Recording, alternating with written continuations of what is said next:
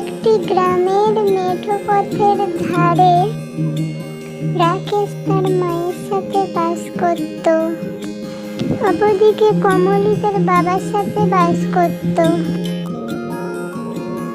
রাকেশ ছিল গাছপালার প্রকৃতির প্রেমে মুগ্ধ। কমলি ছিল গ্রামের সেরা পটল গাইয়ে।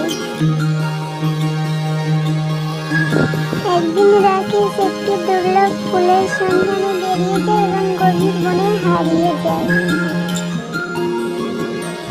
কমলি তার গান দিয়ে রাকেশকে খুঁজে বের করে।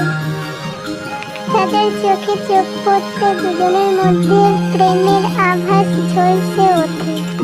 সেই থেকে তাদের প্রেমের গল্প শুরু হয়, যা প্রকৃতির